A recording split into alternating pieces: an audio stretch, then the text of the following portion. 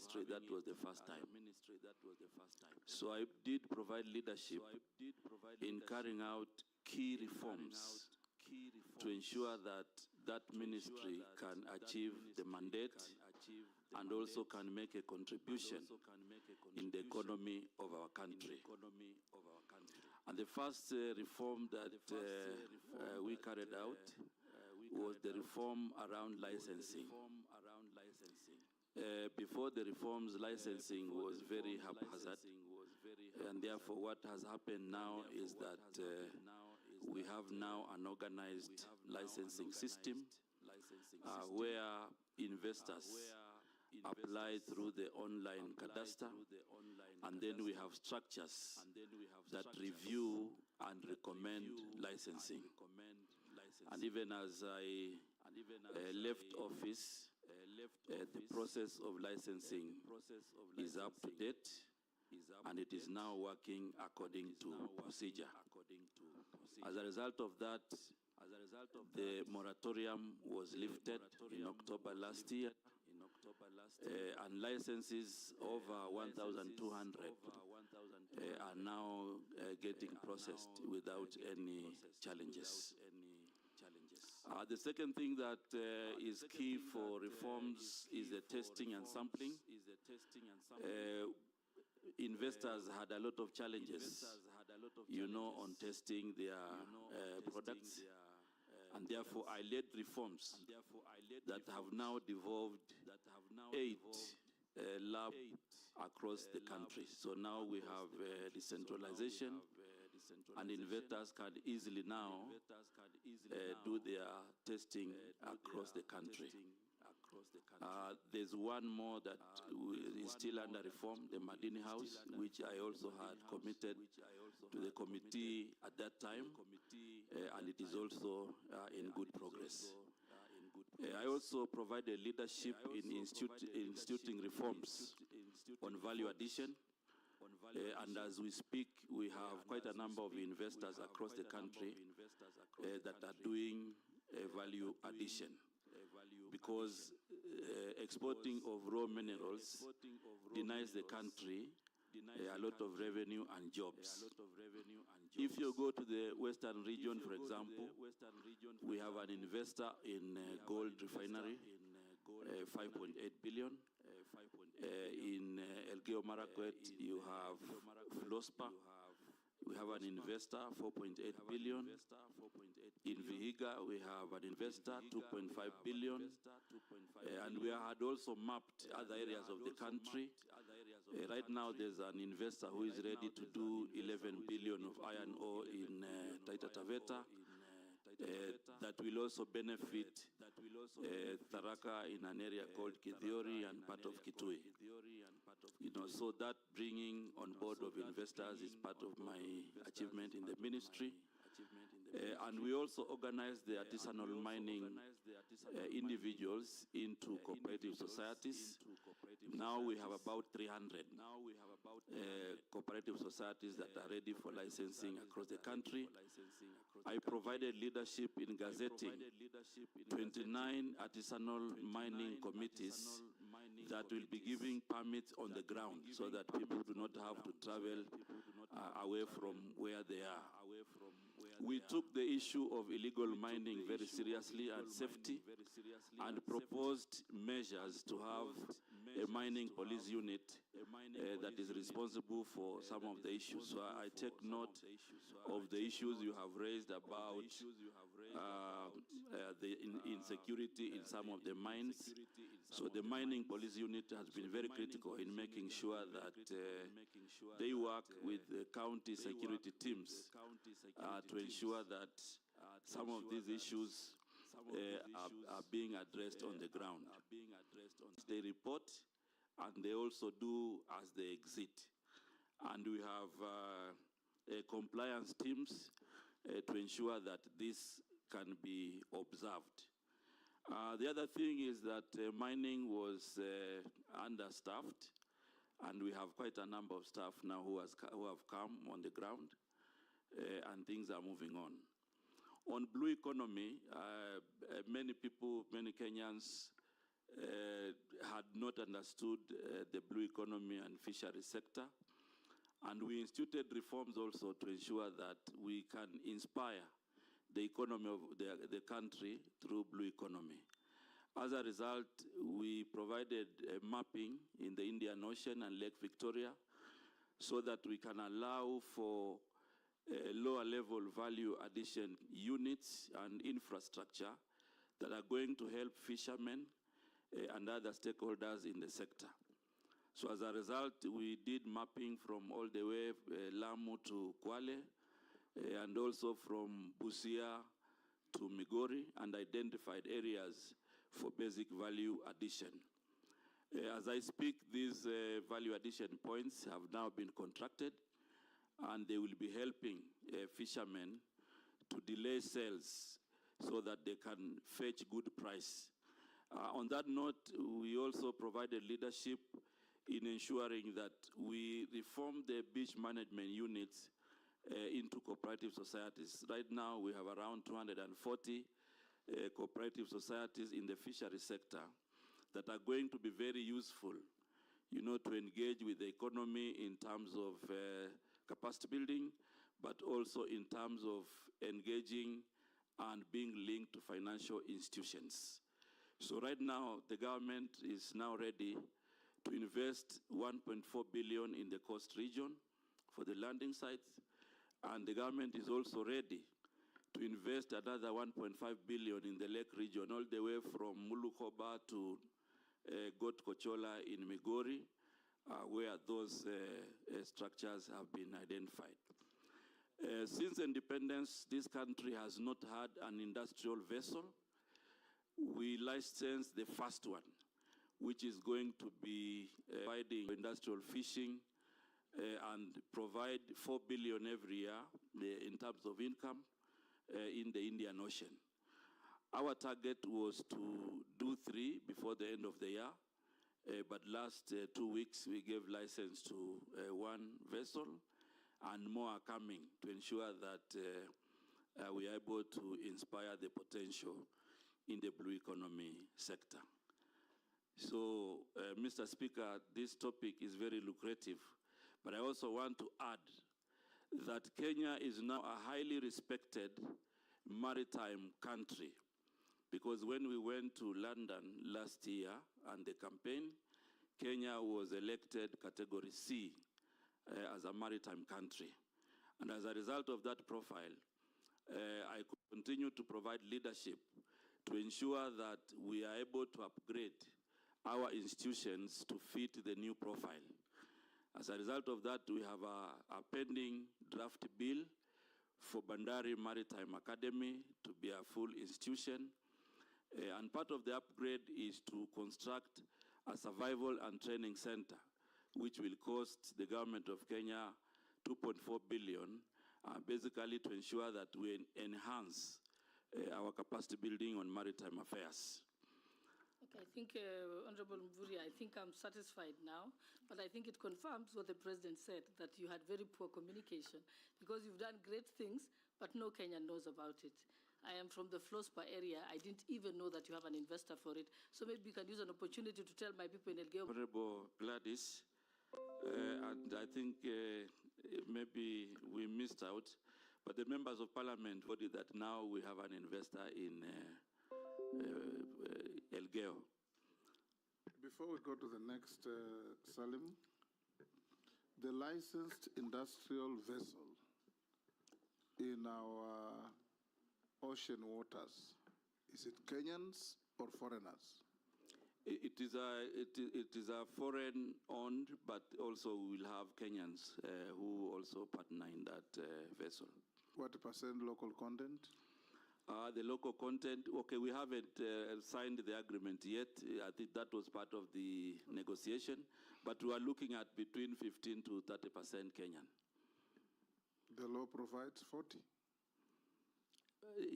That was the initial negotiation, and the negotiations have not been closed, so I'm sure anyway, now my colleagues will take over and move. We'll ask whoever will be taking over. Exactly. Majority Leader?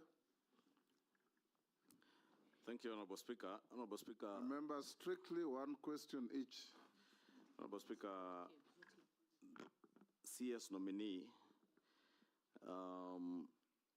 EAC, the East African Trade Community, trade negotiations. Kenya is viewed as a very weak negotiator, especially for her local protection of her local industries and local farmers. And I would want to hear what you intend to do, should you be confirmed in this ministry, to be a good negotiator for Kenyan industries and more so farmers. Yesterday, the Honorable Mule here, or the day before, was speaking about tomato farmers, onion farmers, potato farmers, egg farmers, poultry keepers in the country not being able to sell their produce locally because of the proliferation of cheaper products coming from the East African community countries. And largely because of the East African Treaty, we cannot use tariff barriers, but the non-tariff barriers, which are supposed to be negotiated by the ministry, I'm told we've been very weak on that. What would you do to do that? And also on the policy of import substitution. We had very many good proposals, and I agree with the Deputy Speaker that you clearly failed in communication, because all the good things you've spoken about in your ministry of former Ministry of Mining, as you say, you engage with the Elgeyo Marakwet leadership. The Deputy Speaker was born there, but she represents the people of Singishu. Next door, she didn't know, because you engage with the local leadership. But that is an investment for Kenya, not for Elgeyo Marakwet County. And therefore, I want to put it to you, and you will tell us whether you actually did fail in communication. And if you failed in your previous ministry in communication, what would you say to convince Kenyans and us that you will not fail in communicating what you are doing for our country in the new ministry, should you be approved? And I'm saying that, moving on to what I was speaking about, import substitution, our local manufacturing sector, because of a failure of communication in government, our local manufacturers had very good propositions or provisions in the finance bill that was lost, as we have been told, out of poor communication by government.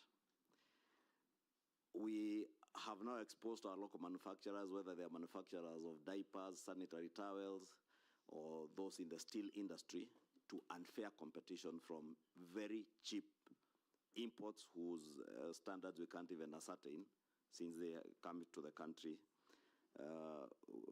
done on standards from other countries, especially those from the far Asian countries.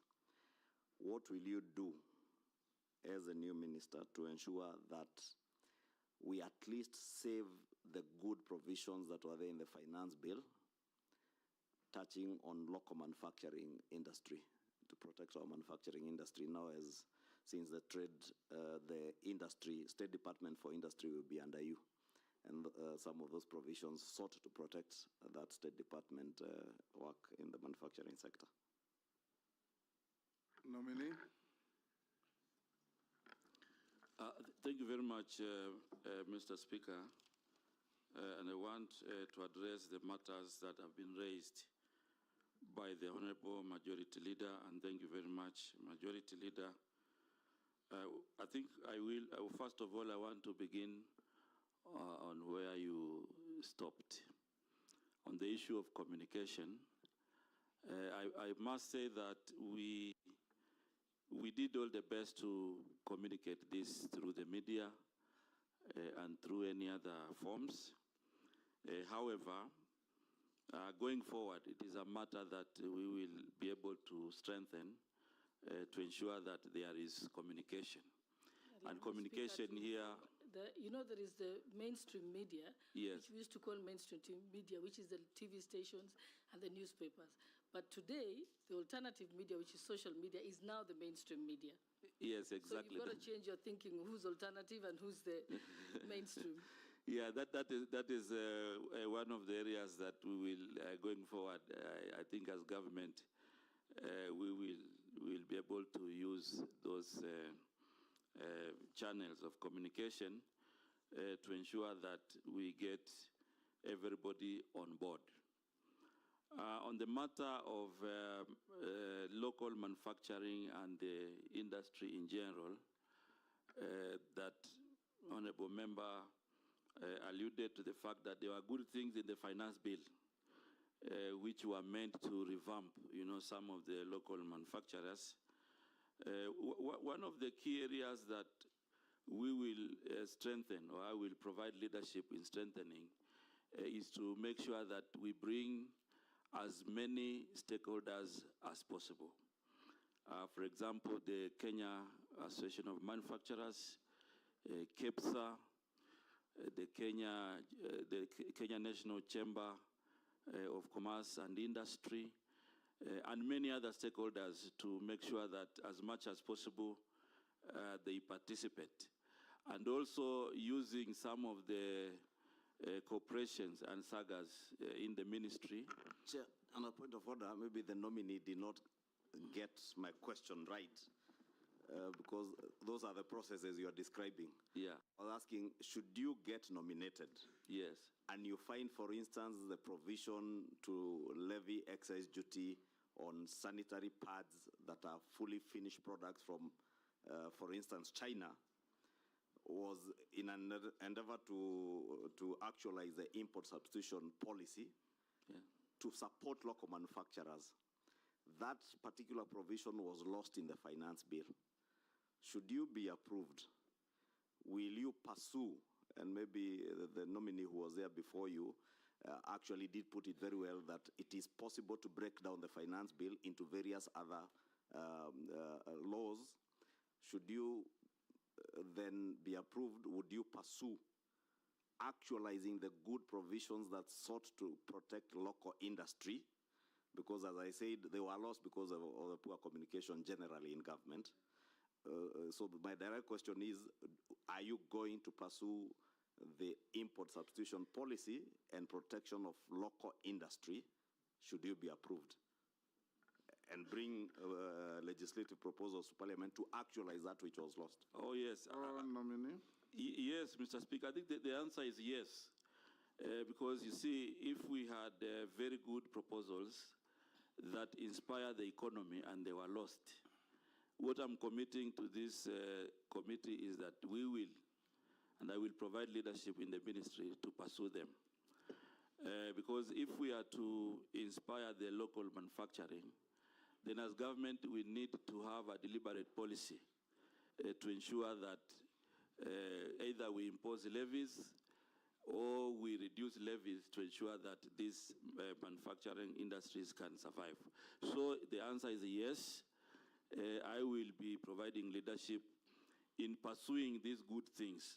But as we pursue these good things that were lost in the finance bill, Mr. Chairman, I also want to insist that we'll have a robust engagement with stakeholders who may not have seen this before, so that the decision that is finally made is made with all stakeholders in mind. So that is a commitment and a yes, and we will use all manner of communication to ensure that we are able to paint, the positive gains of these particular good things in the finance bill. So this is something we will pursue, Mr. Speaker. The second point about a weak negotiation for Kenya, I also want to commit that we will change the tables. It has come out not just in negotiating for farmers, but even in other forums, where we have a subcommittee of the East Africa community. Kenya has been making a huge contribution in terms of budgets, but in terms of benefits, you find that other countries are the ones benefiting. So this is an area I also want to commit that I will move in to ensure that we protect the national interest. And on this one, we make sure that we have parameters before negotiation, and we evaluate our negotiation so that we are able to benefit our people.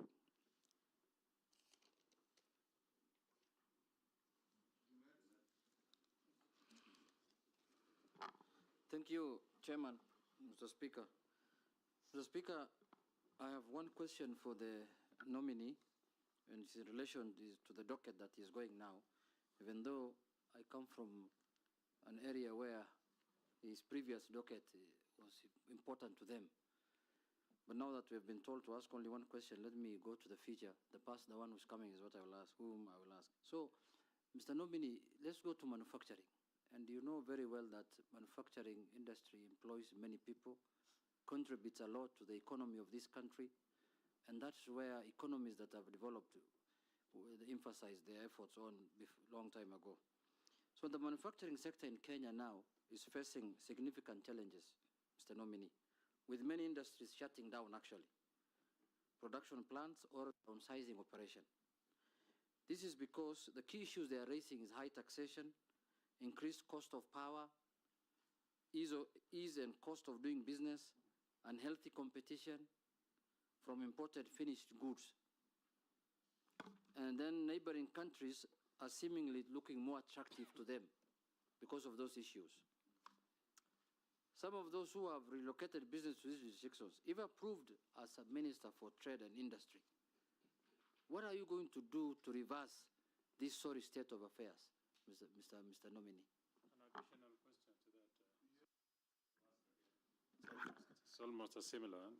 As a cabinet secretary nominee for the Ministry of Trade and Investment, how do you plan to protect local industries and provide adequate financing for micro, small, and medium enterprise in the manufacturing sector, especially considering the significant decline of foreign direct investment as a share of GDP from 3.1% in 2011 to 0.3% in 2022? Salim, let's take the next person. If you have no question, we pass. I may not have a question, but I have something to say. Thank you, Honorable Chair. Honorable Mburia, many Kenyans think or say you are a desk minister. You only sit on your desk and run your ministry from your desk. Why am I, and one of the evidence they are giving is that where you are as minister for mining, many counties are mineral counties or mining counties. And for example, West Pokot County is seriously a mineral county. If you have somebody in West Pokot who is Mburia, or is Honorable Mburia, they will be thinking you are actually a governor of Kwale. Nobody will remember these 2 years that you have been a minister, Honorable Mburia, in all honesty and truth, nobody. So now you are going to a ministry which is also very important, which is industries. And all counties are going, the bottom up, they are going to be maybe industrial centers. Are you going to run your ministry from the desk where you are in minerals? Thank you, Speaker. Short questions. Thank you very much, Mr. Speaker. Quickly. I want to confirm that I'm not a desk minister. I'm not a desk minister. I was in West Pokot because of the clinkerization program, the 45 billion. I was in Kithiori with Mheshimiwa here, confirmed. And many other places across the country, including Kadhonzweni, in Makueni, Mulukoba in Busia, and many others. So maybe I may not have come to your constituency. I was also in Kamket and Katikit, Kambia, Samakis, and I can give examples, you know, many of them, but I think we need to also acknowledge that our country is very big. And you cannot be there at the right time. Remember also, Mheshimiwa, this ministry was fairly new, and we had also to put structures in place before we go out there. But I have a lot of field information, which I can give you here to confirm that I was not desk, including visiting Ndarawe, the first minister of the Republic of Kenya, to visit Ndarawe looking for coltan. in that area, and I was with the Member of Parliament. So I think we have quite a number of visits that we have done. But again, I want to say that we will visit Kenya. I will visit Kenya as much as possible. On the matter of protecting the local small and micro enterprises against the foreign investors who might have big capital, one of the things that I want to bring to Parliament, and we will work together, is that currently there's a lacuna in legislation to protect the local investors. And one of the critical things I want to commit we bring in this House is the Trade Development Bill and the Trade Development Policy that is going now to provide a clear dichotomy about the foreign and the local investors. We put it in law. I know even previously there was a case of China Square which was handled, but I want to bring it to this House that we have a lacuna in law, and the first thing we will do together is to ensure that we review the Trade Development Bill, we review the policy to ensure that we have inclusion of this kind of protection, so that we don't just do protection as a matter of impasse, but as a matter of policy and law. The other law that we will need to revise to ensure that we anchor our actions in law is also the Investment Act 2004, to ensure that it also recognizes that kind of arrangement where we protect our local manufacturing. The other question by Mheshimiwa Junet, it is true that we have a big challenge with manufacturing now. You know, we have a target to move it to 15% in 2027 and 20% in 2030. But if you look at the trends, there are quite a number of challenges that also challenge the manufacturing sector. And one of it is the cost of power, which Mheshimiwa has mentioned. And the cost of power is something that we can also do negotiation with our colleagues in the Ministry of Energy, so that we see the kind of tariffs that will be encouraging manufacturing, and the kind of tariffs that do not encourage, we review them, so that we provide an enabling environment for manufacturing. That also goes with also the taxation. But more importantly on manufacturing, manufacturing also required an enabling environment. And currently what is happening is that manufacturers would want a plug and play arrangement. They come to the country, there's a shorter process for licensing, you show them where to work, and they can work. Currently we have a big challenge with the issues of land. You find that many manufacturers would want, you know, big pieces of land. It is not there. However, because of the special economic zones and also the export processing zone, there is an opportunity there to ensure that we create an enabling environment for manufacturing in our country. And maybe these are some of the things we will discuss as we go along. Speaker, we could add one from Kenyan, who is asking about those special economic zones, CS nominee that you have mentioned. A number of these special economic zones now are being seen as havens for tax evasion. And a number of people who are in those special economic zones are importing products apparently for use in the SEZs, but they dump them in the domestic economies. What are you going to do to stem, the Kenyan is asking, what will you do to stem the abuse of the SEZs as tax evasion havens? The action that I will take as the Minister for Trade is to ensure that all the manufacturers pay tax. So we'll use the institutions in the ministry to make sure that we enforce compliance. Because if they evade to pay tax, then it defeats the entire purpose of having them as a priority in the special economic zone. So we'll ensure that we use all the institutions available to make sure that they comply in paying tax in our country. Because we cannot give all the advantages and then they don't pay tax. That one is not going to be accepted. Yes, Gikaria. Thank you, Chairman.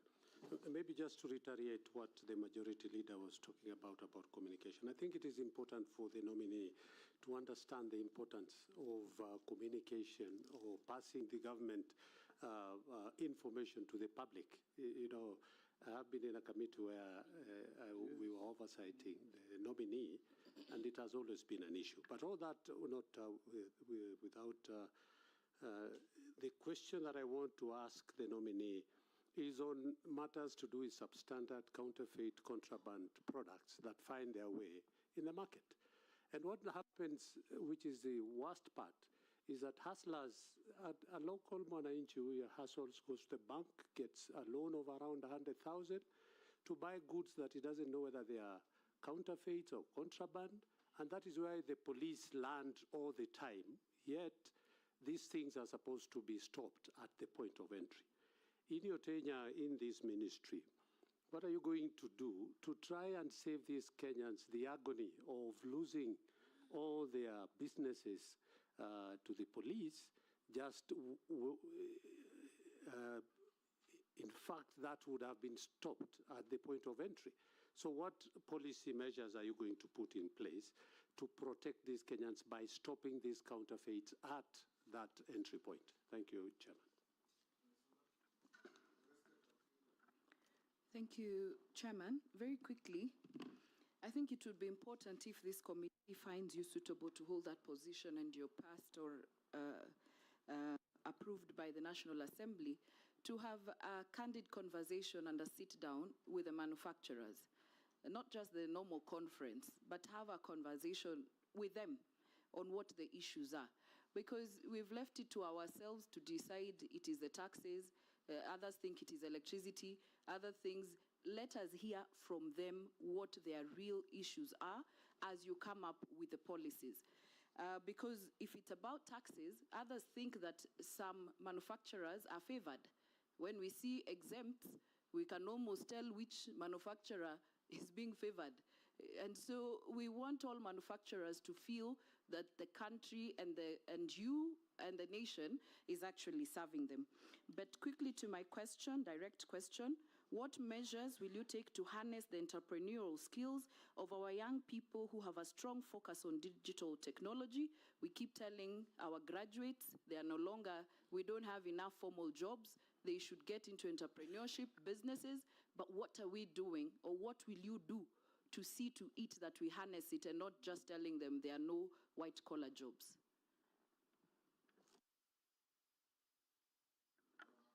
Go to Mary. Thank you. The nominee, I have just one short one. Short question. Yes, short question, one. To appease the previous one. Yes. I want to confirm that even Tesos South Alupe area was visited, if not by you, by your counterpart in migration department. There was a mining activity. This relates to your former ministry. There was a mining activity right at the border, at Alupe area, at the neighboring countryside. Even the soil from the mining site has actually blocked the stream that is separating us and the neighboring country. The concerns of the community there are safety of the people. The houses are cracking, a lot of health issues, too much dust, and also fears regarding to the extent of the mining activity towards the Kenyan side. So my question is if you could give a comment to allay the fears of the community as to what has happened, whether they are safe, whether our minerals underground are safe. I think I leave it there. Thank you.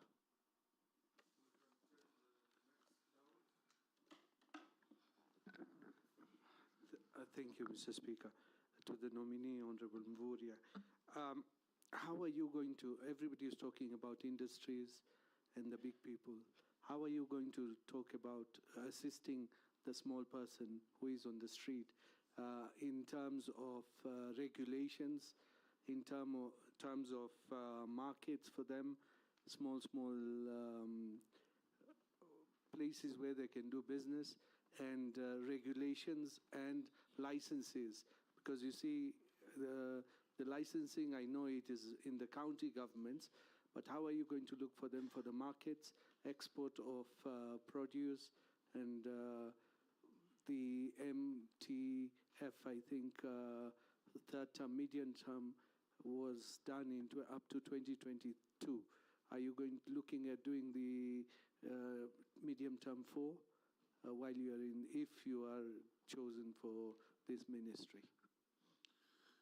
Nominee, you can answer those from Gikaria, Naisula, Mary, and Dawood.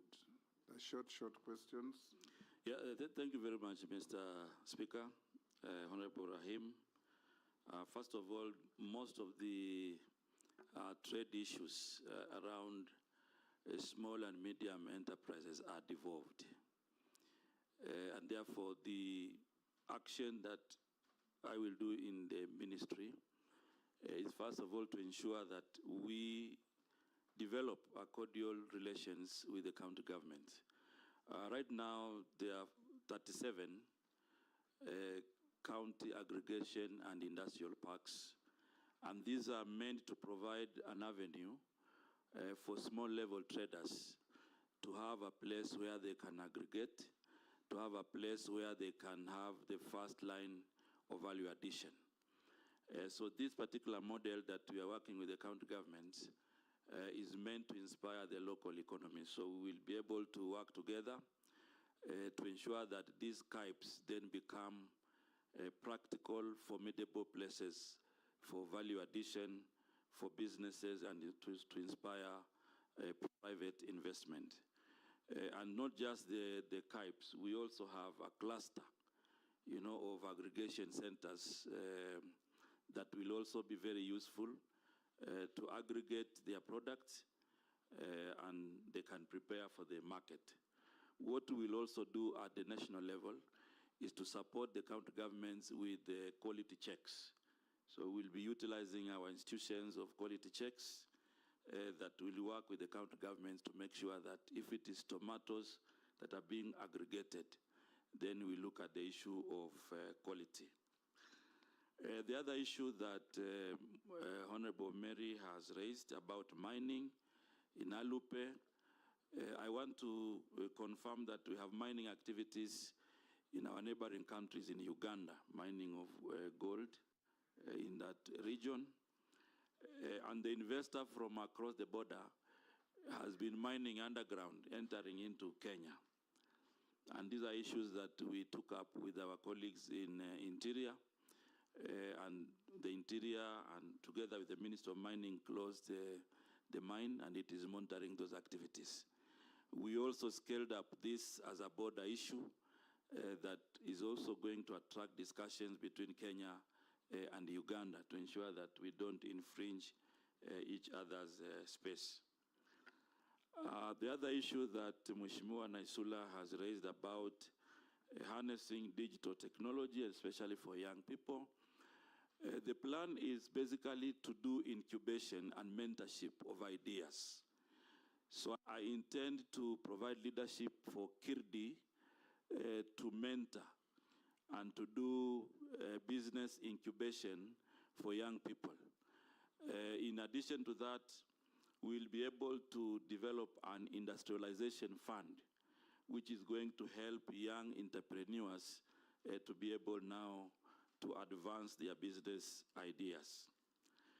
On the matter of counterfeit, first of all, I want to say that the area of counterfeit is an area that we will need to work together with Parliament to make sure that the the Counterfeit Authority, has enough regulations, has enough legislation to deal with the counterfeit in our country. In addition to that, we will introduce a counterfeit integrated management system that is going to be introducing efficiency in identifying counterfeit and contraband goods.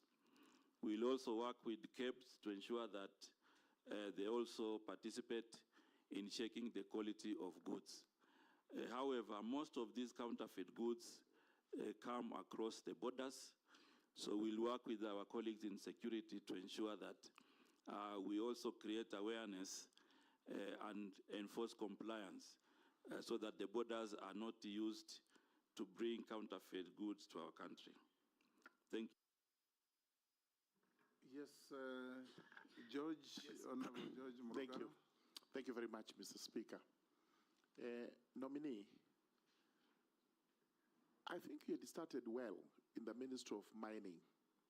And I confirm because we went with you to Tharaka Nithi, and while there you mentioned Kitui and West Pokot and other counties. And you mentioned that investors are actually coming to invest in the mining sector in the country. I hope you've not lost the address book, because now it does appear that they may have to pass through you as they come to invest. And then make it to EPZ. The EPZs are created purely to ensure that we exploit our local raw materials for purposes of export. But we are aware that the raw materials that are used in most of these EPZ industries are actually imported. They are brought into the country, they process them, and they then export. And we are told part of that is simple jeans worn by our youngsters in the country. Can you kindly confirm how you would work with, especially the Ministry of Agriculture, to ensure that those crops that are supposed to spur investment in the country, like cotton, sunflower, canola, and others, are revived, and we are able to start producing raw materials which would go into EPZ, as a result of which we would be able to export our own produce. Owen? Thank you, Mr. Speaker. Mr. Speaker, I would like to just ask one question. You know, when I joined university to do masters, there was this professor who must have been doing some work on AGOA, the African Growth and Opportunities Act. And he made me believe, every lecture he would just talk about AGOA, AGOA, AGOA, AGOA. And he made me believe that this was a panacea to industrialization, to manufacturing, and to economic growth and the GDP of this country. If you look at the AGOA, the way it is established, it has actually, for a large extent, provided jobs for young people and all that. But this act is actually coming to an end in 2025. 2025, that's when AGOA expires. I have fear myself about it because I know the process and what AGOA is and the negotiations. How are you going to ensure that this AGOA treaty, especially for Kenya, is extended so that we can continue to benefit from it? And that the people who have invested heavily in manufacturing, in the industries that are supported by AGOA, do not lose their investments, and the young people do not lose their jobs, and the country does not lose on the revenue from AGOA. In short, what are your plans about AGOA, its expiration, and going forward? Thank you. Yeah, thank you, Mr. Speaker. Nominee Salim Vuria. Historically, Kenya was a preferred destination for foreign direct investments. In fact, major multinationals are operating in Kenya and their distribution and manufacturing networks. But however, you have seen that they have left this country in droves as a result of punitive erratic tax regime. Sometimes it's cheaper to produce elsewhere and just send to Kenya and then distribute from here. Corruption by state officers, And this is in immigration, in customs, in standards, in physical planning, in environment, even sometimes at the county, like a case in point is a Tatu City in Kiambu. And then also the issue of poor infrastructure and energy and transport. What do you want to do so that you can return Kenya to its lost glory and have those multinationals come back? Because then we'll be able to boost the issue of employment of our youth. And there's a question that had been sent to the committee, though it wasn't submitted, not in the form of an affidavit as required, but it was a question that I think you need to also answer because an issue of integrity. These people are saying that there have been allegations, accusations, and criticism leveled against you on the matters of corruption with respect to misappropriation of county funds when you served as a governor. There is no details. They are just asking, what is your view on these allegations, and how will you build public trust and demonstrate that you are capable of dealing with stopping graft in that ministry? Thank you, Chairman. Chair, can I give? Yes, Mule. Thank you, Chair. The nominee, Honorable Mvurya, as you are aware that Kenya has invested a lot of funds and resources at Konza City for the last almost 10 years. And as a nominee for investment, trade, and industry, to help the government and the young generation to create jobs, what are your views? What is your vision for Konza City to be realized as quickly as possible to create the most needed jobs for the young generation in this country? The short one, Salim, we can take Razo. Thank you very much, Honorable Speaker. Because of time, I'll ask two questions. Honorable Mvurya, you were governor in Kwale, and then you were a cabinet secretary. For those of us in parliament, I think a lot of us, we feel that you governors who came to the central government still believe you are managers in counties as opposed to workers in the executive. Maybe I want you to really comment on that. My first question is on, because of time, Mr. Speaker. Okay. It is on the blue economy and mining. It is estimated that this is $1 billion industry if properly looked at, or a lot of effort is put into it in mining, in the blue economy of fishing. But at the moment, we are only able to raise even less than 1% of the GDP. Is it that we are underinvesting, particularly in that ministry, or we do not have the necessary human resource? Or maybe because we don't know that that particular industrial resource exists, particularly in excavation of minerals, in the blue economy. Those nominee. Okay, thank you very much, Mr. Speaker. There are 5 questions. Murugara, Owen, Robert, Mule, and Raso. Thank you very much, Mr. Speaker. I want to begin with the 2 questions that have been posed by Honorable Raso. It is true I served as governor for 10 years in Kwale County and transited to be CS. So I want to confirm that I don't think I'm in the county. I hold the national executive in high esteem, and I act within the mandate at the national level. So, and I want to speak also for some of my colleagues who have served together in cabinet. Speak for yourself. Because he said, you governors. You know, I want to confirm that that transition has happened, and it is now a national responsibility. In any case, it was a comment. It was not a question.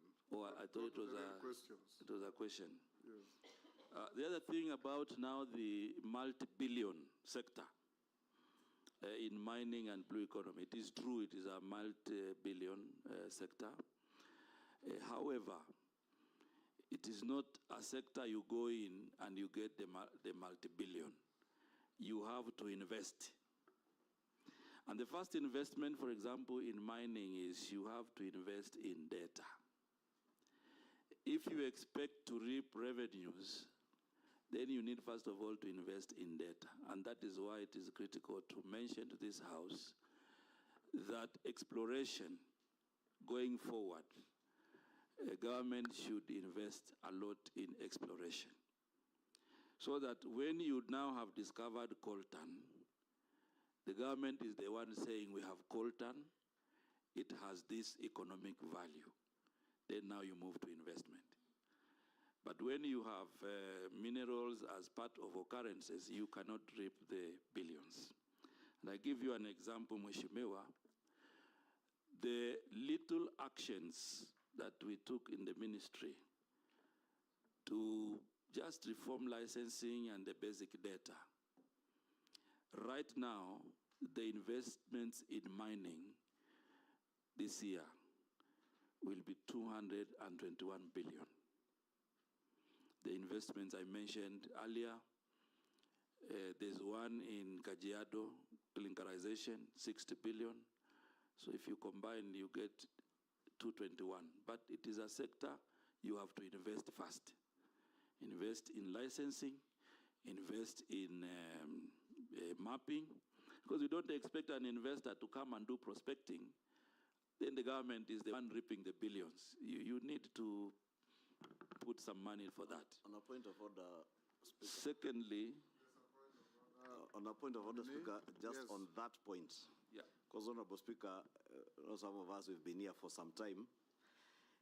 And I believe that's why probably Honorable Raso is asking that question. Because data is available, CS. We spent not less than, if I remember, not less than 9 or 11 billion facilitating the National Intelligence Service to do a geophysical survey of all our mineral deposits. Are you then telling the country that this data is not available to the government or to the ministry? I know that was in the last regime, but government operates in perpetuity.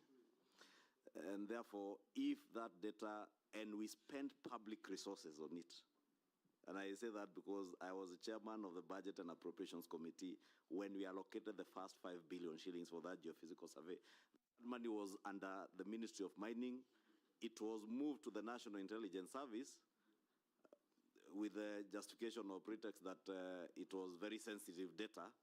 Are you telling us now that that data that we were told was sensitive is not available at the ministry or with government? It disappeared with the other regime. Okay. And could that be the reason why there are people who settled on mineral deposits somewhere in, you know where? I may not answer. In Transmara. I may not answer on the settlements, Mr. Speaker. I may not answer the settlements. But what I want to say is that that geo survey gave us what we call mineral occurrences, and there are 970 across the country. Mineral occurrences are indications. Like now, if you fly the plane in Tharaka, for example, they will show you, some basic information on iron ore, on lithium and something like that. Once you do the occurrences, you need to come back and do a process we call ground truthing. Ground truthing now is the actual drilling of saying that in this area there are some minerals, coltan in Nachola, for example, in Samburu. Then ground truthing, you go back and now reconfirm. And now ascertain, is this of economic value or is something that is just for superficial? So that is the process that requires another investment. The good thing is that before I left, we have done 24 counties, and I think the technical team is reviewing data. So once you have that information, that is specific. You can now tell an investor, in Kenya, we have coltan in Darawe, in Alale, in West Pokot, of this value. Now, that is the kind of information, Mheshimiwa, that we need to invest in. The second thing, the question also had blue economy. It is the same way with blue economy also. It is multi-billion, but it is not multi-billion on arrival. It is multi-billion on your initial investment. For example, if you go to the Indian Ocean, there's a process that has to be done. You know, you need to do stock taking, stock taking of the fish in the Indian Ocean, so that when you are negotiating also with investors, have an idea of what is there. The Indian Ocean and Lake Victoria are highly occupied also by settlements, especially Indian Ocean, you have beaches and whatever. You need also to do marine spatial plan so that you can identify areas where you can put small pots. You can identify areas where you can put different investments. That is an investment you need to put initially before you begin now to reap the multi-billion. But I want to confirm that as a country, we are now on the right trajectory. That will be achieved with time. Now I go to the other question. The other question by Mheshimiwa Mule about Konza Technopolis. This is really a gem for young people because this is a city which is going to host the digital ideas for our country. And in terms of management, the Minister of ICT is leading this special economic zone. Just like any other economic zones, the challenge is the infrastructure, the horizontal infrastructure. Already there has been discussion with the government of South Korea, and they have committed to help us in putting the infrastructure in Konza.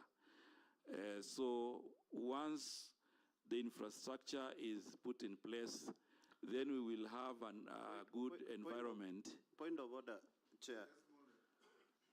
Chair, so that I can help the CS nominee, already the horizontal infrastructure in Konza City is done. What is being required right now is to pull investors to come and put up the factories. And what I want to hear from you, what plan do you have and incentive government need to give so that you can pull the investors to Konza City to create the jobs? Kenya government has already invested, and we have visited Konza City not twice, not thrice. The horizontal investment is done. What you are speaking about, Korea government has already committed to put up the technical institution in the city. What are you going to do for the new investors? Mule says Konza Technopolis falls under the ICT ministry. And the investment and all the plans is to make it Kenya's equivalent of the Silicon Valley. So it is not investments to manufacture clothes or shoes or those ordinary manufacturing and trade wares that will fall under him. That's what I understood him to say. Chairman, what I'm looking forward for is the intertwining of the two ministries. We know very well, Konza City the lead ministry is the ICT. But you are coming to a ministry whereby investment, trade, and industry will be under your purview, whereby government has already created the environment. And in your previous response, you say that the land and the infrastructure is required. Already there is already infrastructure done by Kenya government. It's you to intertwine with the industry, ICT ministry to bring us the investors and to create the trade and the industries within the Konza city to create jobs. The Speaker, I thought Konza city is a parastatal on its own, under the Ministry of ICT. Yeah. If I got it wrong, I got it right. It is. Yeah. And parastatal are semi-autonomous things that... That's what I tried to tell the Honorable Mule, but he's asked the question. Let's see if Muvuri has the answer. Yeah, Mr. Speaker, I think there's no contradiction between me and the Honorable Member. Yes. When the Ministry of ICT is taking leadership, yes, we will work together to ensure that we support them and we create the necessary synergies within government to advertise Konza City, to provide support through Kenyan Invest and other institutions in my ministry to ensure that then it becomes a viable project. So there's no contradiction. Okay. We will work together. Okay. Have you answered all? Robert Mbuis? I haven't gone, I'm now going to his question actually. So I started from the recent. Now I'm coming up until...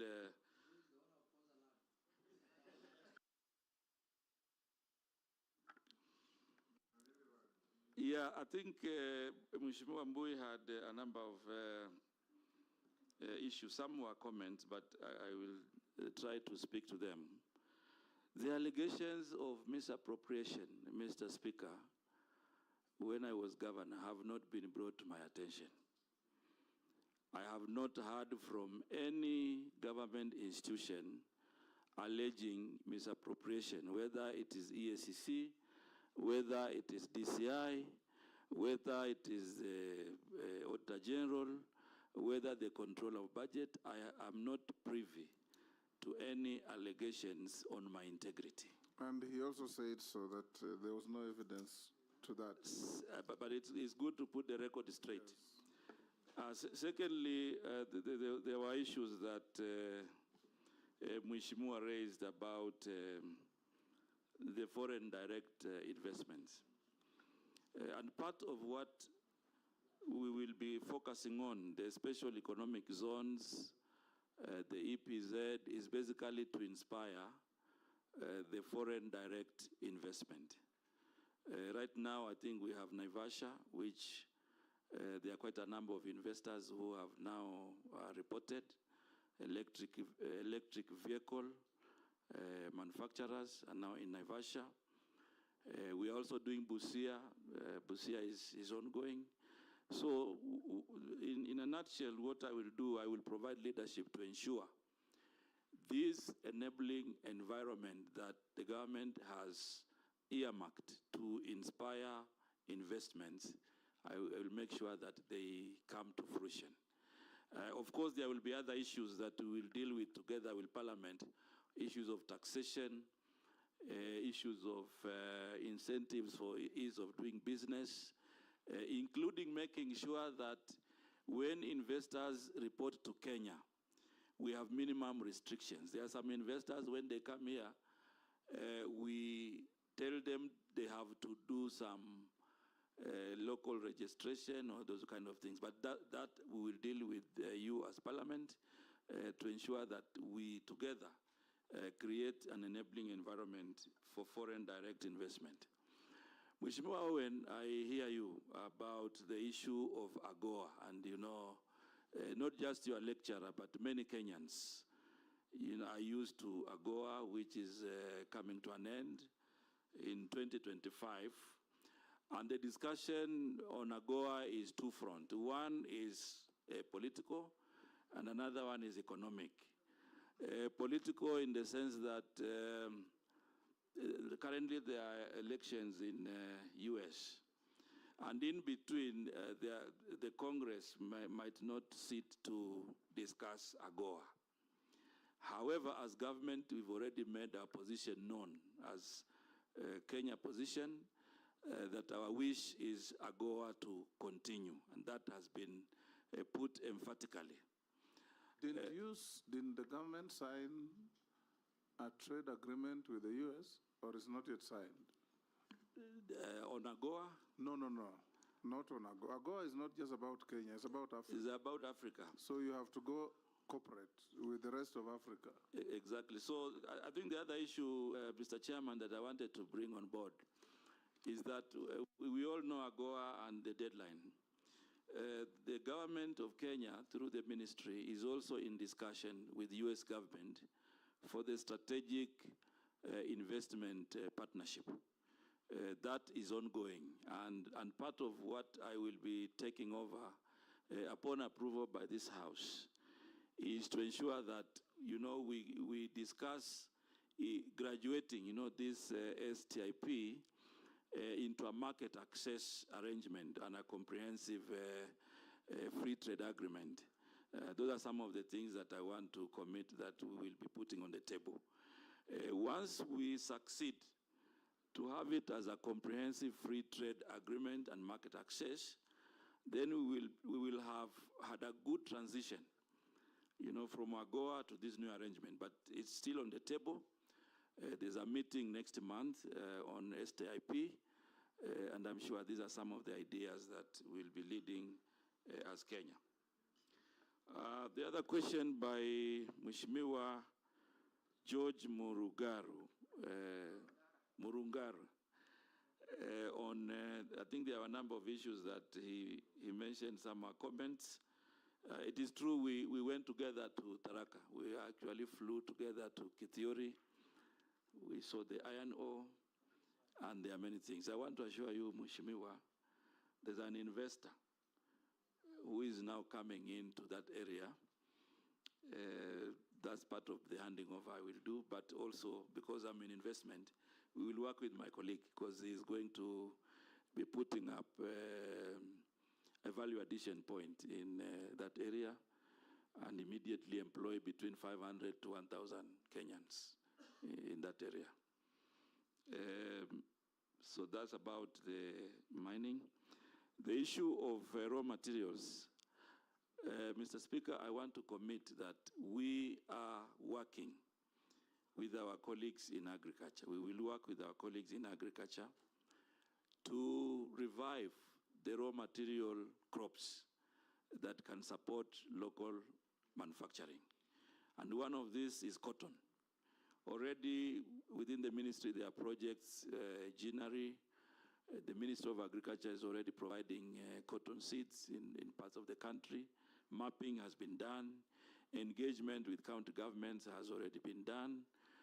And I commit to continue this conversation so that we can have raw materials for our local industries, but also for the EPZ and for export.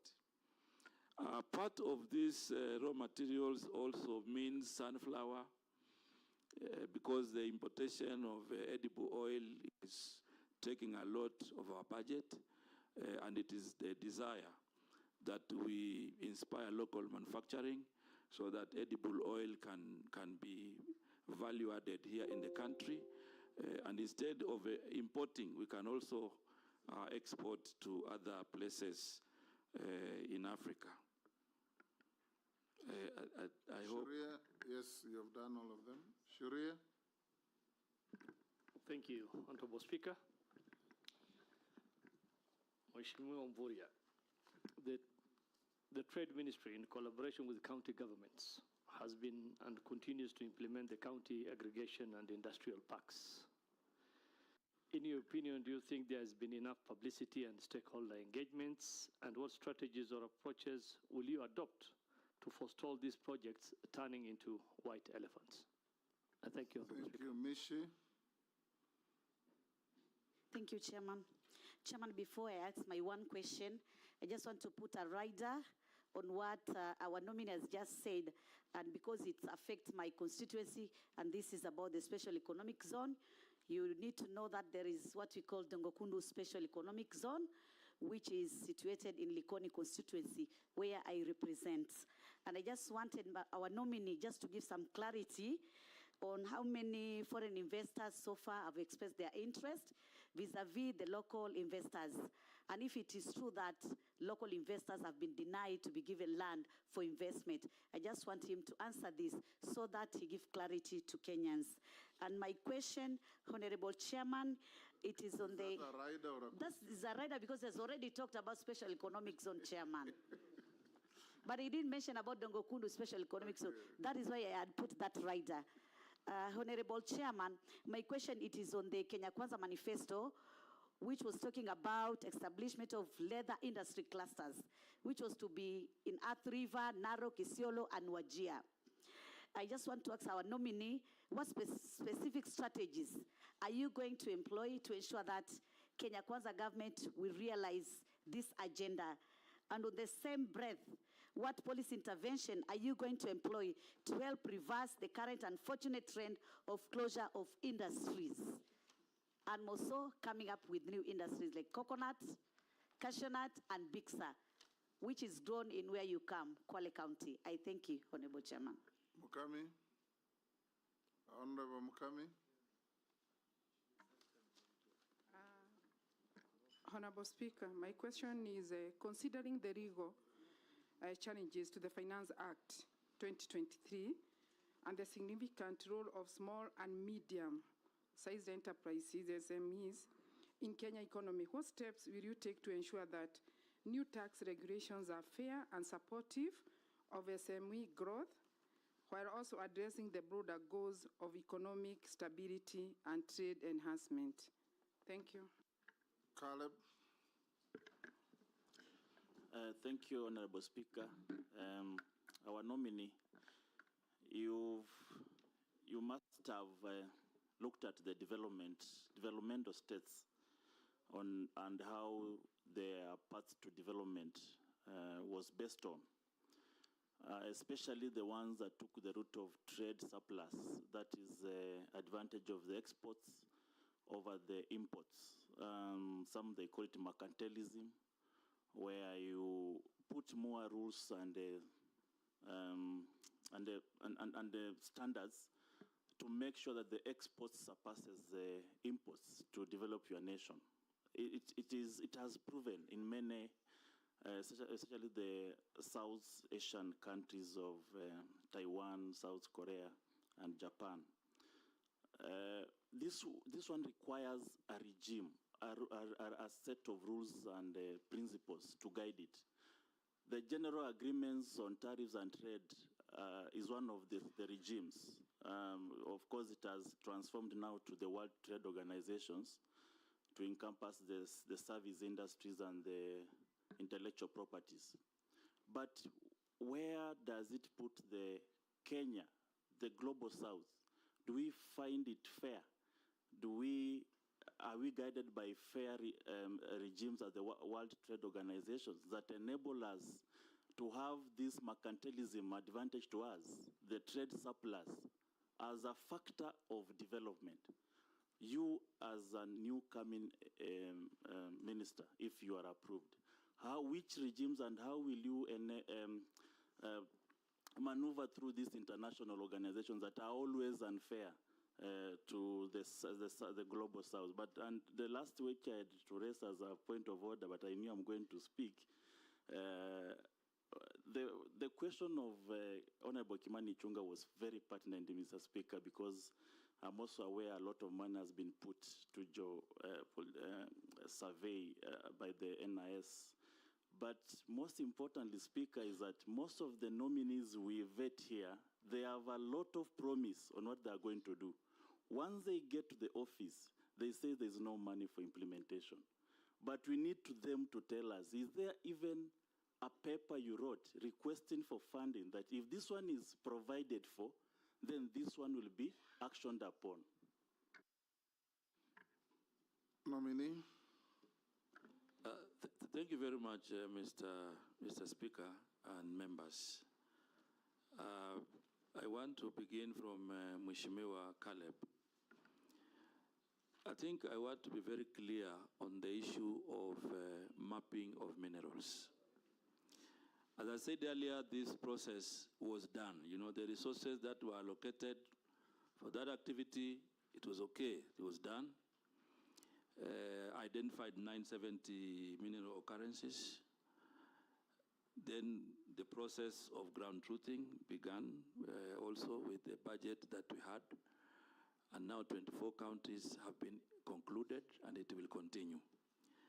I want to be understood that on matters mining and all other areas that have been put before, these are areas that you need to do initial investment before you reap the benefits. I think that is the... I've said that 3 times. I have said it 3 times, but now Mheshimiwa brought it back. That's why I'm saying it may again. Allow me to save time. So it is not an issue of... The question was just clear. If there is any evidence of you requesting maybe the Treasury that if we have this funding towards this project, then we're able to discover our minerals. Just that. Mr. Speaker, I didn't complain. I was giving you the concept of investing and reaping. However, all that I committed in the first vetting, I was able to do. So on that one, I can pen off on that one. The other issue about World Trade Organization and engagement with Kenya government. The World Trade Organization, in my understanding, is an organization which gives broad policy framework for countries. However, when now you want to do specifics, you do negotiations specific to the area that you would like to have advantage. And therefore, I want to confirm that upon approved by this House, I will engage World Trade Organizations at the global framework level and also provide leadership on now specific negotiations. For example, if you are doing negotiations with a certain region, then that is a specific discussion. However, the general framework has to be within the World Trade Organization framework. So the World Trade Organization may not necessarily be a hindrance, but when it comes now to the specific discussions, that is where negotiators and governments have to be very careful to ensure that their national interest is upheld. And on the matters of tariffs and many others, I want to give an example. You know, last year, just one statement, imposing levy on clinker has been able to bring a lot of investment in clinkerization in our country. So the tariffs are being employed by government selectively and deliberately to address a particular policy implication. And I'm sure these matters of tariffs and taxes, the ministry will not just conclude. The House of Parliament will be very critical in having discussions on the kind of levies and tariffs that will apply for certain agreements, for certain products, and for certain negotiations. So I think I want to commit, Mr. Speaker, that the ministry, upon approval, will not make these decisions in isolation. We have National Treasury, we have the National Assembly, and the matters of tariffs will be for all of us.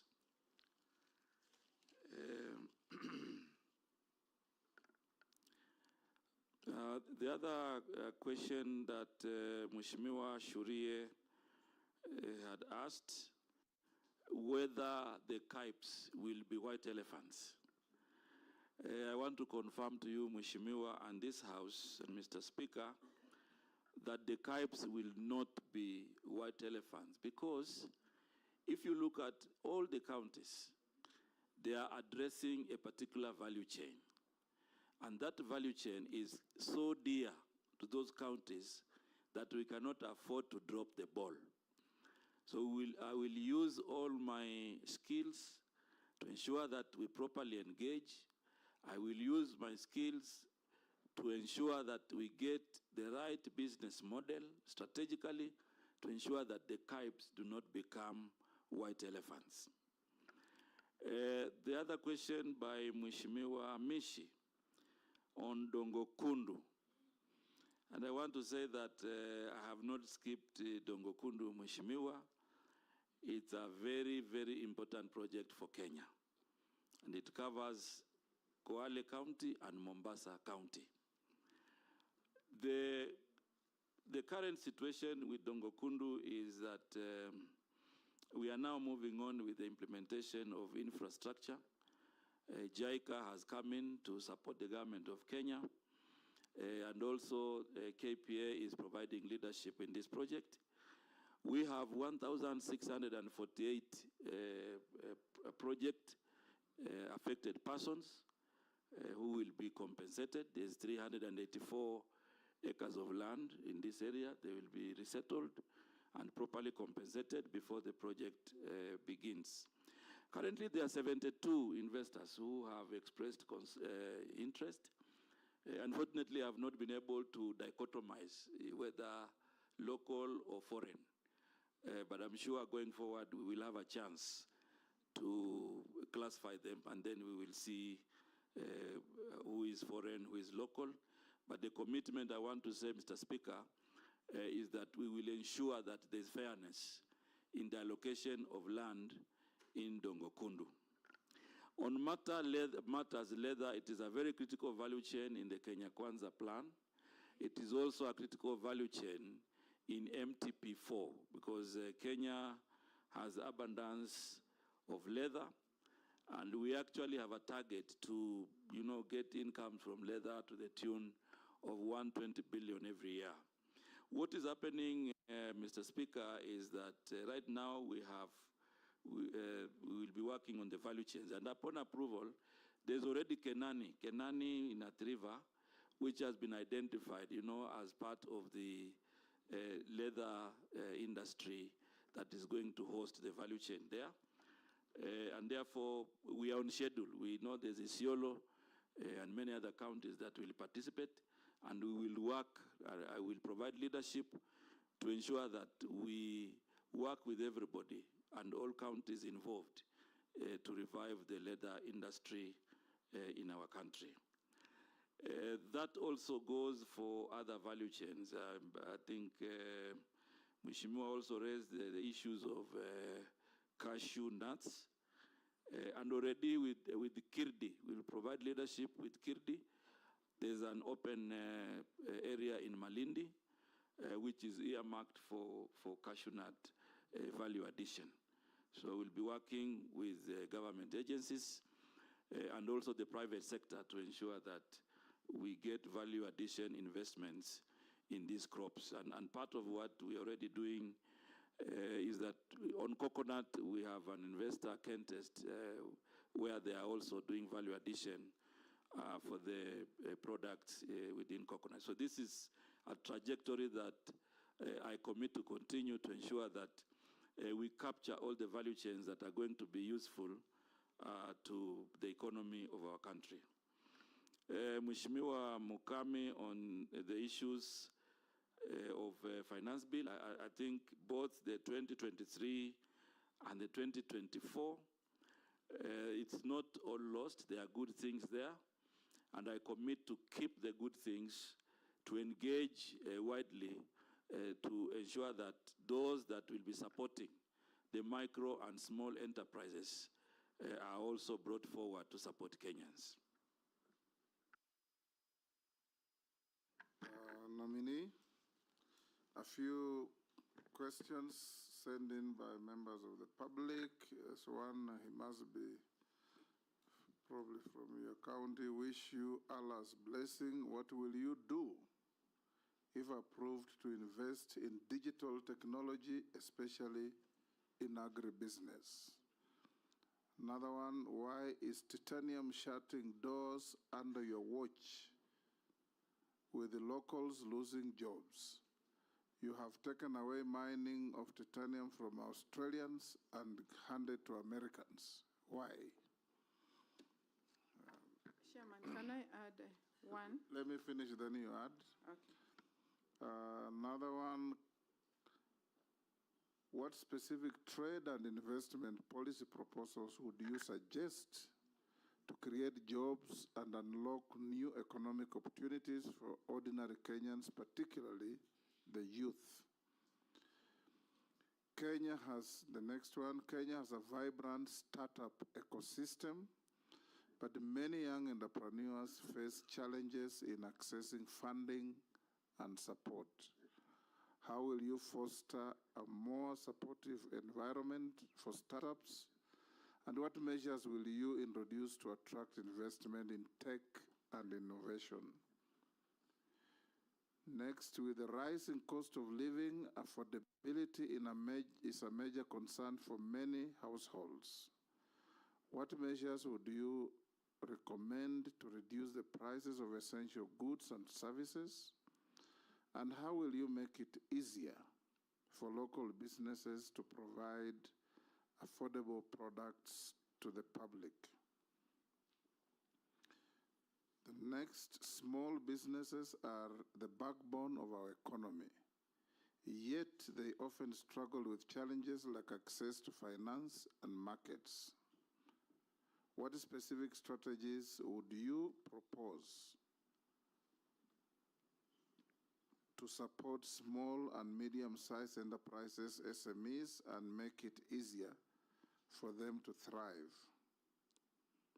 The next, with the rapid growth of the digital economy, many Kenyans are looking for ways to leverage technology for businesses and personal growth.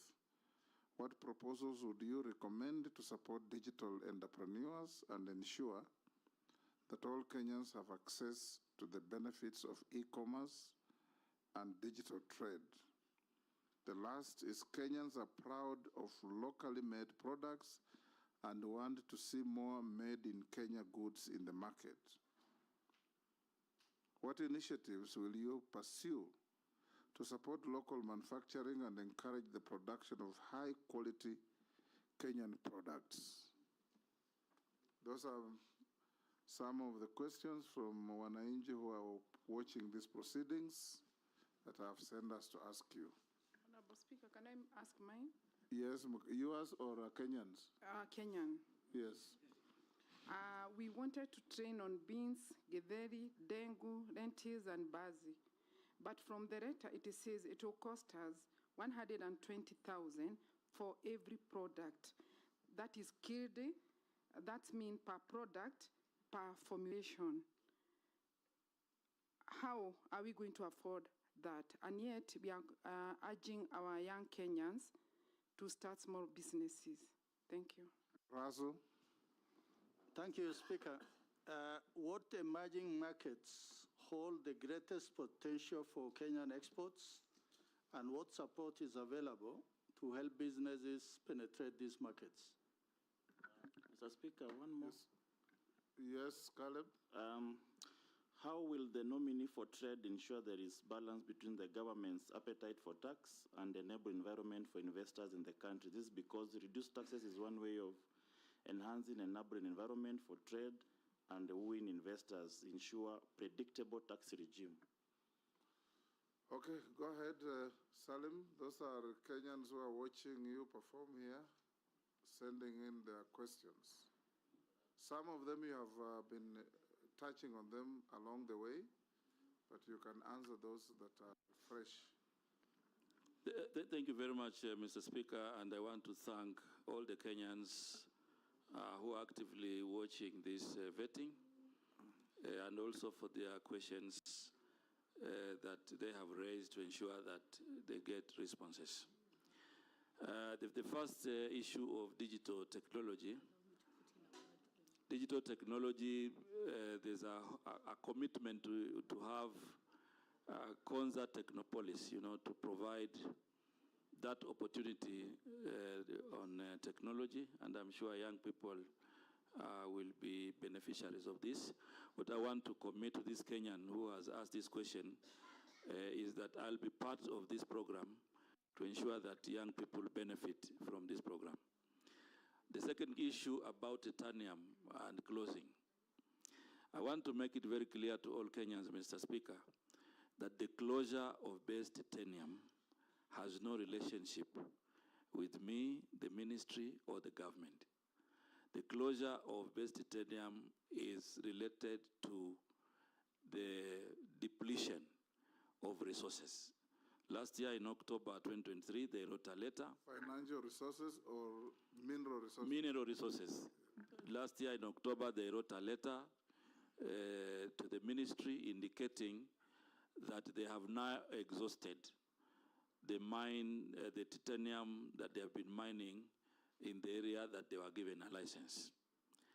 The same base titanium has applied for other areas in the country. They have applied in Lamu. They have applied in Tana River. They have applied in a very small area of Kwale County. And those applications have been gazetted and they are under consideration. I'm sure my colleague will be taking over the decisions of those applications.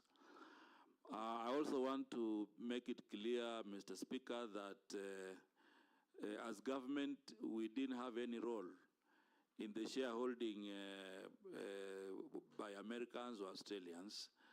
Base Titanium is a private company, and therefore when people buy shares, it is not that I'm the one who has given it to Americans. So I want it to be very clear. But I also want to say that we have a post-mining land use committee, which I did institute, and it is going to discuss with the stakeholders on how the post-mining land is going to be used. And I want to urge this Kenyan who has asked this question to also participate actively in this forum so that they can decide on the post-mining land use. The other question related to issues of trade. As I said earlier, we will work with the Parliament to ensure that we review the trade policy and trade law so that it can be more inclusive to support local investments and have a framework that can also support funding. The issue of support ecosystems, as I said earlier, Mr. Speaker, already we will be working under KIRDI to provide mentorship and business incubation. I will also provide leadership to set up the industrialization fund so that those business incubators can benefit from this program. Yes, the cost of living and issues of prices, I think this may not fall squarely on me as the CS when I'm approved by this team here, but it is also relating to many other. Not when, but if. If approved by this team, Mr. Speaker, the issue of prices and the cost of living, it touches, many aspects of government, and therefore, as multi-agency, we will be working closely to ensure that this is done. However, there's a point of order from Junaid. However, yes. Okay, carry on.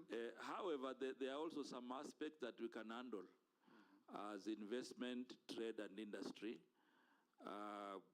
especially on working with the Ministry of Agriculture, for example, to ensure that we inspire and encourage, production.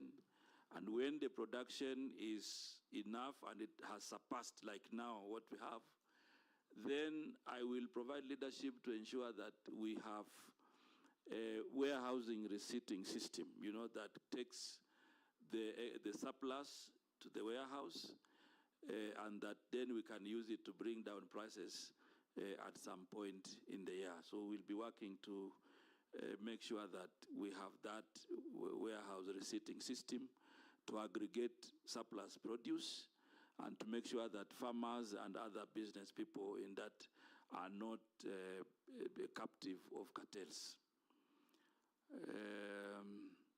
The other issue about SMEs and access to finance and markets, part of the reform that I will propose upon approval is a situation where the big manufacturers work with the small, medium enterprises.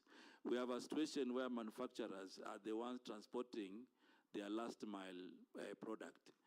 We want to bring regulation, we want to bring policy and a law that allows the small, medium enterprises to be subcontracted, to be able to deliver to the last mile. This is part of the reform that I will be proposing upon approval. Again, on matters of e-commerce, now that we are focusing more on technology, the ministry will also be working on making sure that we strengthen our presence through e-commerce. People can make the advertisements, they can have systems to pay, and all this. So we'll be working with stakeholders and parliament to ensure that this comes to fruition. The issue of local products in the local market, I think I also agree that as Kenyans, we are very proud when we buy Kenya and build Kenya. So in this front, I'll be activating the Kenyan Invest and the Kenya branding agency to ensure that we promote the local products. Most of our products are not properly advertised. And part of the reform is to ensure that Kenyan Invest and the Kenya Export Promotion and Branding Agency come to this field so that we can have a lot of advertisement of our local products and of course work on other issues of quality, look at our quality laws, whether they are sufficient, and propose amendments where need be. The other question by Mheshimiwa Mukami, which is very specific, it has a very specific cost. Mr. Speaker, I would wish that I give commitment to work with Mheshimiwa and many others to look at this issue of training at 120,000 per value chain. I'm sure many small business people will not afford this. And this is a commitment that we'll be discussing on how this can be reviewed and how we can strategically position Kirdi to support more Kenyans in the value chains that are being suggested. Mheshimiwa Raso talked about how Kenya is positioning herself on emerging markets. Mr. Chairman, we already have efforts that I wish to continue upon approval by this House. One is that we already have the APA, the Economic Partnership Agreement, with the European Union, which is giving us an opportunity as Kenya to consider a new export market. However, Mheshimiwa Speaker, this APA, or the Economic Partnership Agreement, many investors locally and even producers may not be aware of some of the advantages and opportunities that exist. I want to undertake to ensure that we do a robust dissemination so that people can understand what... It's duty-free, quota-free, right? Yes, but you know, there are products that have been mentioned there. Like when I read it last, immediately after signing, I realized that there were a lot of things to do with fisheries. So we took it upon the ministry to engage the EU on how we can have specific actions and specific implementation framework on matters related to fisheries and blue economy. And that discussion has gone on. There are many others, you know, that affect different ministries, different agencies. And these are 900-page document, Mr. Speaker, so it requires dissemination positively, especially for those that... You will be the focal point if approved. I've already committed to do that. It will be your duty then to tease out everything and disseminate to action areas.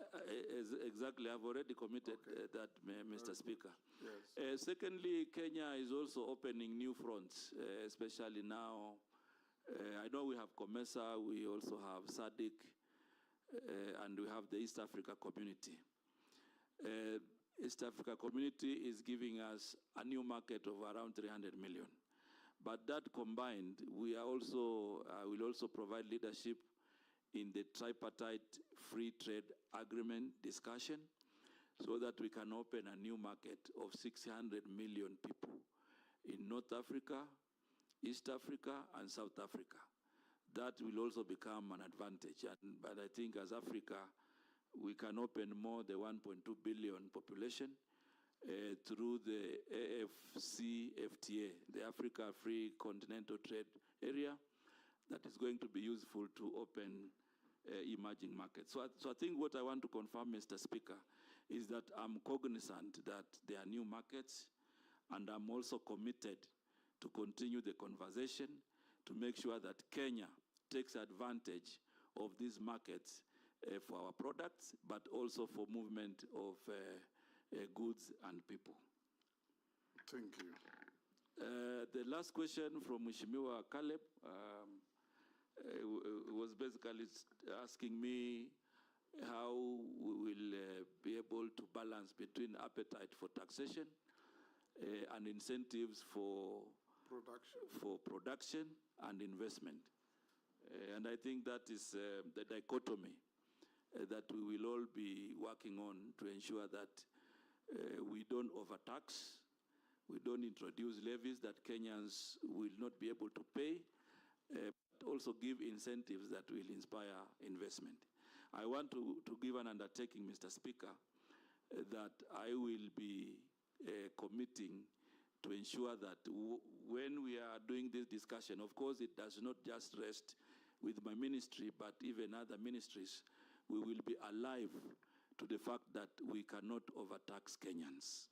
And we will continue that trajectory in a manner that we have fair, but also inspiration in our investments. Thank you, Mr. Speaker.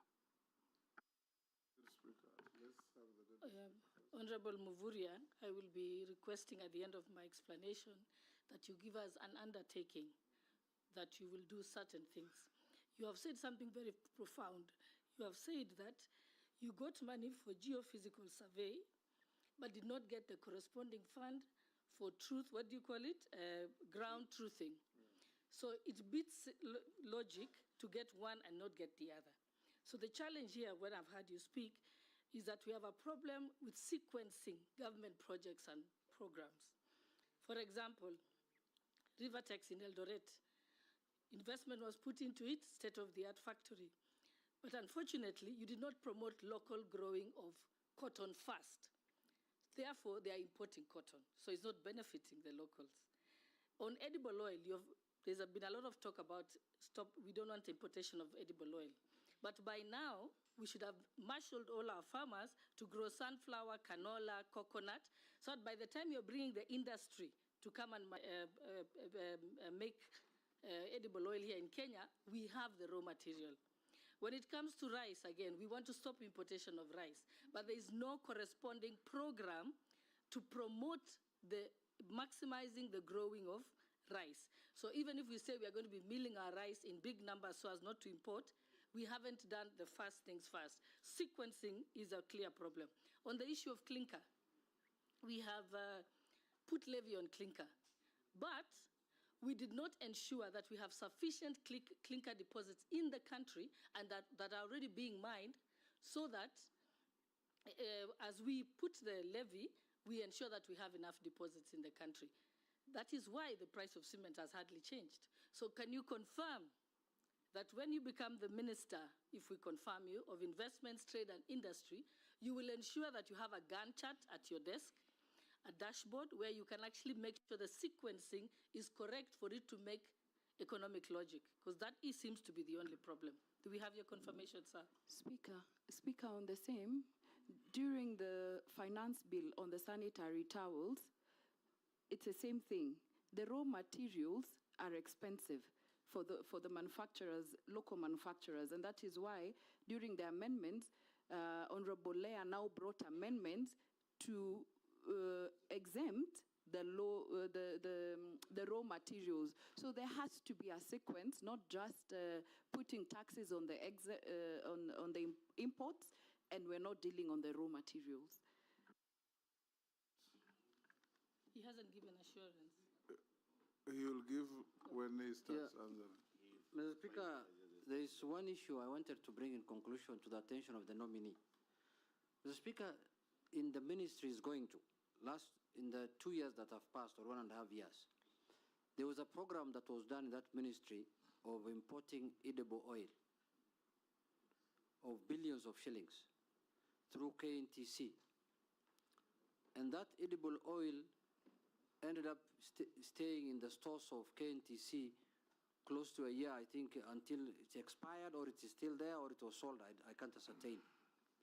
And recently, the managing director of KNTC was taken to court, I think last week or the other week. And the government looks like the government lost colossal amount of money, billions of shillings. And that program was meant to lower the cost of living. At that time, the cost of edible oil was very high, so it was thought that if it is imported, it can reduce. But it ended up coming here more expensive than the locally manufactured one. So how do that ghost is waiting for you in that ministry if you are approved by this committee? Are you willing to go into that ministry with that kind of ghost, or what do you think? I'm sure you have done your survey. Or how will you handle that matter? Because it's going to wait for you there. Maybe as a supplementary to that one, a quick one, do we still need KNTC as a trader of commodities in the current world free market? Mini, can you start with the undertaking, then cascade down? Thank you very much, Mr. Speaker. You see the question that Honorable Gladys raised is not a yes and no. I have to say something to affirm. Of course, I will be affirming. We are running out of time, so be very... Yeah, but this is pertinent, Mr. Speaker. If I don't get it right here, I'll be misquoted. Okay. First thing is that the geo-survey and the ground truthing were funded. Geo-survey, then we realized we needed ground truthing. We requested for, not simultaneous, separately. When I went in, I then made the proposal to do ground truthing. It was funded. Some money was removed during supplementary, but as I said earlier, some work has gone on in 24 counties. Secondly, on the issue of Rivertex and all these others, I want to give an undertaking. Using my project management skills, the sequence will change. I know the sequence also involves other government agencies. My undertaking is that I will provide leadership to ensure that if it is funding, if it is decisions, we do on all steps so that we don't end up where we have ended. I know, right? Thank you. Then I now have an audio-visual evidence of exactly. And I want to, we will be playing it, Mr. Speaker, at some point to see how things are moving. And I know there is an issue with edible oil about the imposition of levy for crude palm oil. It is the current matter for discussion. And as you rightly put it, Madam Mheshimiwa, the levy was not in bad faith. However, it is the sequencing, because the levy was meant to promote the local manufacturers to, at this time, to have worked with farmers, the sunflower farmers and other farmers, to have edible oil value added here in the country. So sequencing, again, has brought a challenge. On that particular matter, I'll be working with the National Treasury the manufacturers so that we can see an amicable resolution to that matter, which is very live in public. I'm sure Mheshimiwa Naisula was adding the sequence issue, so I really don't need to respond to. Mr. Speaker, I want to assure this House, even though there are challenges that have happened with the KNTC, upon approval, I will report to the ministry. I have no fears, Mheshimiwa Junet. I will go to the ministry. I'm aware that there are legal proceedings going on with the issues that have been raised. We will allow the legal process to continue. But the action for me upon approval is to now rethink KNTC and see how we can do basic reforms to make it more effective or make other decisions. So, Mheshimiwa Ichung'wah, that is something that I'm also thinking about, seeing the kind of reforms. It is not responding to whether we need it, but when we do an analysis and the reforms, then we will come up with a good decision. Is it under among the 47 that you passed in cabinet to get rid of? I'm not, I haven't looked at the list, Mr. Speaker, but what I'm saying is whichever way we look at basic reforms to make it more efficient. But my question was CS, because we are here to ascertain your capacity and ability to take over that ministry.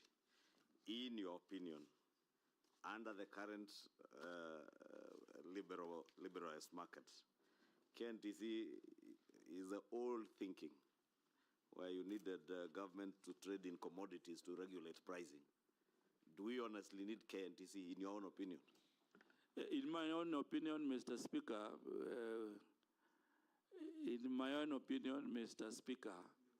we don't need the KNTC in its current fashion. And that is why I talked about reforms. And you must have the courage to do those things to save public money. Yeah, now, before I come to mundane questions, Speaker, we must come to an end. We must come to an end. Oh, okay. Yes, there is only one question that has been sent asking you, nominee, that there's a command called Kenatco, which is still in GOK books as a parastatal 100% owned by ICDC. It has been under stage managed receivership for over 27 years. What measures will you put in place to simply wind it up or privatize it? Mr. Speaker, you know Kenatco? Yes. Yes. The measures upon approval, my first assignment will be to understand it, because I think the Kenyan has put some basic information, but there will be more that we will need to find out, and then appropriate action is taken. So I will take it up, Mr. Speaker, to ensure that we get to the bottom of the matter, and then we make the necessary decision. Okay. Yes, Russell? I think unlike KNTC, with Uber, Kenatco should go. We need it really. Yes, yes, it does. Yes, Salim, and I think we'll direct the Committee on Trade to follow up in case you are approved to account for the 27 years of receivership of this company. 27 years under receivership. That is unacceptable. It is not your fault. Yes, Mr. Speaker. In case we approve you. Yes. Now, Salim, we'll ask you a few mundane questions. Have you been adversely mentioned in any integrity-related report or investigations? No. Apart from the no evidence statement by Robert? No. No. Do you hold any position in any political party? No. What is your net worth? 158 million. 158 million. Million. Yeah. made up. I've given a breakdown. Yes. Which page?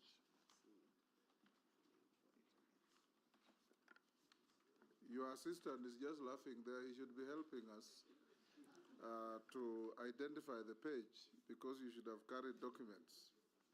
Is that your assistant? Yes. I can't see because now I'm facing you, Mr. Speaker. There's a gentleman who walked in with you. I believe he's your assistant. He's sitting there looking very happy. Yes. Mr. Speaker, it's page 6. The assistant is fired. The MPs have found the page. Yes, MPs have found the page and have done the work of your assistant. Yes, we see what you have. When we last vetted you, what were you worth?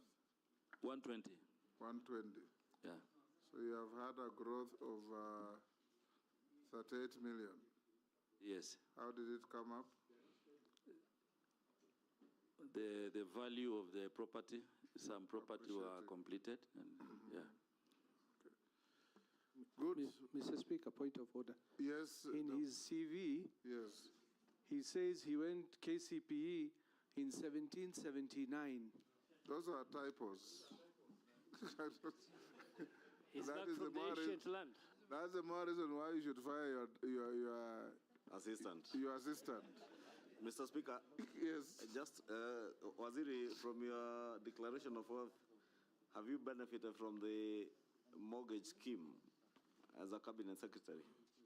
Recently, but it is not concluded yet. Not concluded yet, yeah. So it's not part of this. Yeah.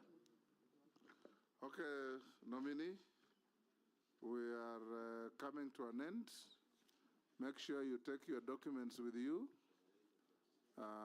We have checked with what we have and we found them correct. We have also found the issues that were sent through memoranda against or for you, 21 of them, you satisfactorily responded. So unless you are lawfully held, you are discharged to go to your other duties. Thank you very much, Mr. Speaker, for this opportunity and members of this committee. This discussion has been very good. It's a good opportunity to engage.